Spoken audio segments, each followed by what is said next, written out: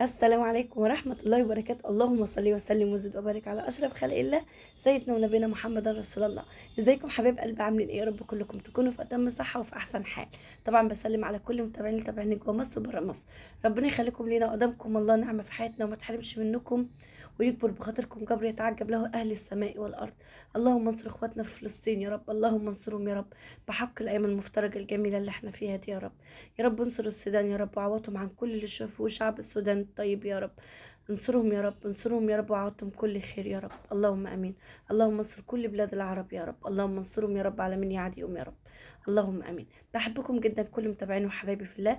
النهارده الروتين قسما بالله يعجبكم جدا جدا جدا. ممكن تقولي لي شيرين احنا نفس العبايه دي عملت لنا بيها كام روتين؟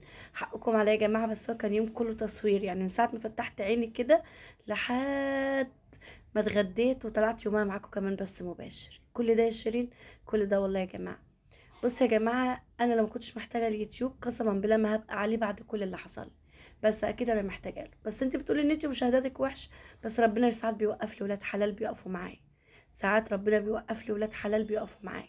ربنا يجازيهم كل خير يا رب. بتعملي ايه يا شيرين هنا؟ هعمل معاكم النهارده صينيه مكرونه بطريقتي انا، اتمنى ان هي يا رب تعجبكم. وعايزه اقول لكم اني انا عايشه بمبدا على قد لحافك مد ايه رجليك. يعني انا عمري ما بصيت لحد ولا بصيت للقنوات ان انا شرط ان انا عشان اعمل اكله كذا فلازم انا اكلف كذا واجيب كذا واعمل كذا واخلي كذا. دي حياتي، اللي عاجبه حياتي على كده اهلا بيك، واللي مش عاجبه حياتي على كده ما حدش يدخل يغلط فيها ويشتمني ويقول لي انت فكر نفسك انت بتطبخي ما اعرفش ايه، ولا انت قاعده في فيلا، ده انت قاعده، ده انت يعني ده بيقول لي ده انت حاطه اوضه النوم في الصاله. بصوا يا جماعة، كلامكم ده أنا خدت منه كتير، بس على فكرة بيديني طاقة إن أنا أكمل، عشان بدل ما أوضة يعني تبقى زي ما انتوا بتقولوا كده أوضة نوم في الصالة، إن شاء الله إن شاء الله يا رب تبقى أوضة كده مكتفية بذاتها مع نفسها بإذن الله.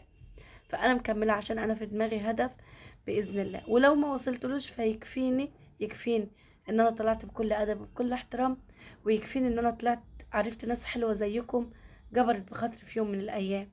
ربنا يكبر بخاطركم. عمري ما هنسى وقفة كل حد معايا، عمري ما هنسى اسلوب كل حد معايا في الكلام كان ايه، عمري ما هنسى الناس الحلوة بجد اللي ادتني دفعة ان انا اكمل.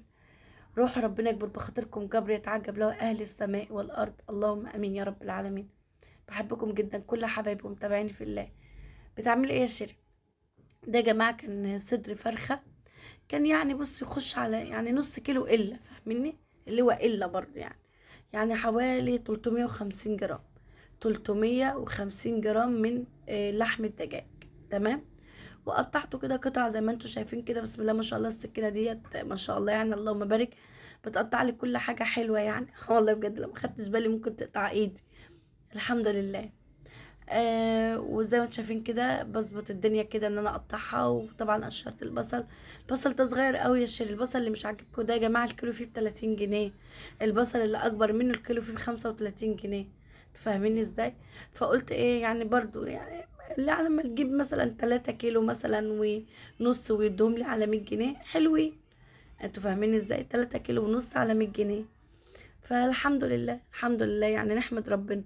بصوا انا عمري ما كنت في يوم من الايام هتوقع مثلا ان الدنيا تغلى قوي كده، او ان يعني الحياة توصل بينا لكده، رغم ان انا على فكرة انا اول ما فتحت القناة قسما بالله قسما بالله انا كنت دايما عايشة بمبدأ لم النعمة النعمة تلمك. يعني انا عايشة بالمبدأ ده على طول.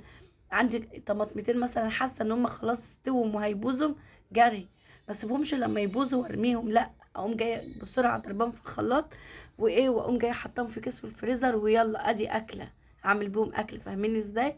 عندي مثلا بعمل بصل، مثلا بقى مني حته بصله اللي بتبقى في الاخر دي، طب انا ارميها ليه؟ طب ما هي حته على حته على حته، احطها مثلا مع الشوربه مثلا للفراخ، احطها مع الشوربه للحمه، هحتاجها في وقت مش هلاقي فيه ولا بصله مثلا، او ما اجيبهم مثلا واقوم ضربهم في الكبه وهيعملوا لي اكله. انتوا فاهمين ازاي؟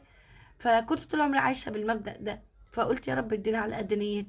تعملي ايه يا شيري؟ طبعا زي ما انتوا شايفين كده البصل والفلفل مع الفراخ، مع طبعا توابل كل بهاراتك اللي انت بتحبها حطيها، انا مش هحكم عليكي بتحبي ايه او مش بتحبي ايه، بس اكتر حاجه بتحبها الفراخ، الفلفل والكمون والملح.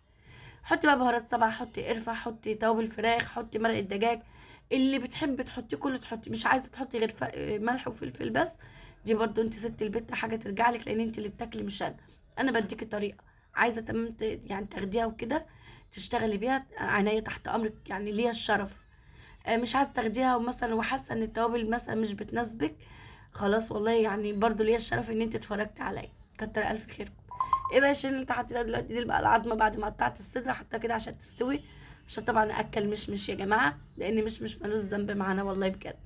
يعني انا صعبان عليا جدا جدا غلاء الفراخ، يعني حتى علشانهم بجد، عشان القطط. آه يا شيرين، يعني احنا ناقصين القطط كمان؟ طب يا جماعة القطط ديت اللي خلقها مش هينساها اكيد، ربنا يجعلها برضو ناس برضو كده عندهم يعني ذرة حنان وذرة مثلا من العطف، مثلا اي اكل ترمهم لهم، تجيب لهم مثلا اكل، تبقي مثلا من عندها اكل مثلا وتحطه لهم.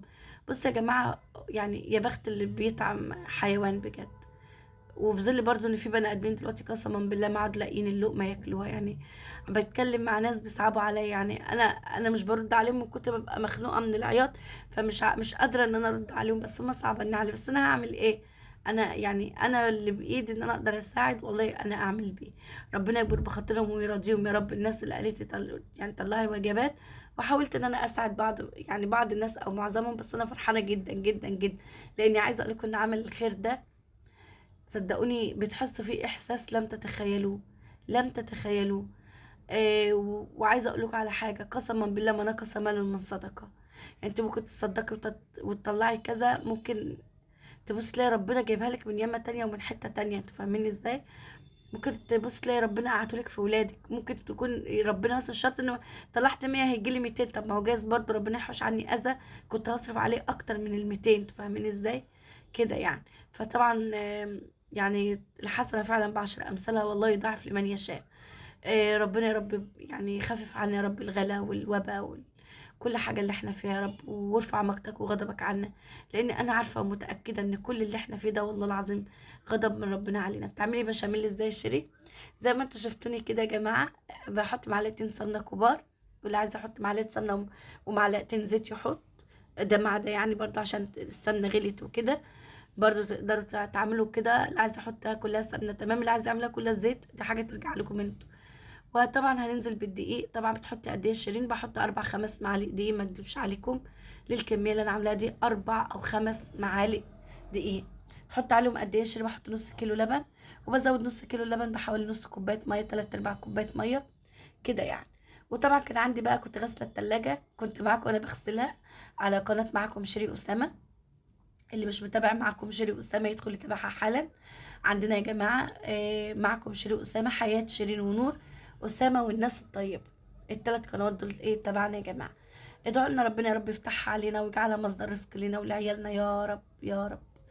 انا بس والله يا جماعه محتاجه وقفتكم معايا، تشاهدوا لي حتى لو نص الفيديو، كتر الف خيركم، يعني اكون عاجزه عاجزه عاجزه عاجزه عن الشكر بجد ليكم. عايزه اقول لكم ان كل حاجه عندي نظيفه، شايفين الرخامه بتلمع ازاي؟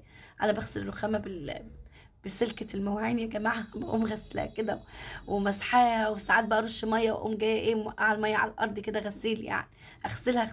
نور بقى طبعا مستنيين ان انا اخلص طبعا البشاميل كده عشان تاخده وتقوم ايه، ويعني تقعد بقى تاخد الباقي اللي بيبقى في الكسرونه. طبعا اهم حاجه في البشاميل انك تقلبيه التقليب المستمر. طب بتحطي البشاميل ايه الشيري؟ بحط له ربع معلقه ملح، لاني بحط مكعب مرقه دجاج، وبحط ربع معلقه فلفل اسود. طبعا انا بقولك كوبايه الشاي اللي انا عاملاها عشان تظبط دماغي، لان اليوم ده كان يوم كله شاق. شايفين منظر المطبخ؟ انا معرفش اطبخ وادخل المطبخ الا لما اخليه زي الفل كده. ودي بقى صينيه المكرونه اللي طلعت زي العسل معانا. حطوا لنا اللايك واشتركوا في القناه وفعلوا زر الجرس، وحيونا يا جماعه عشان نعمل لكم فيديوهات احسن واحسن. ودمتم في رعايه الله، واستودعكم في الله.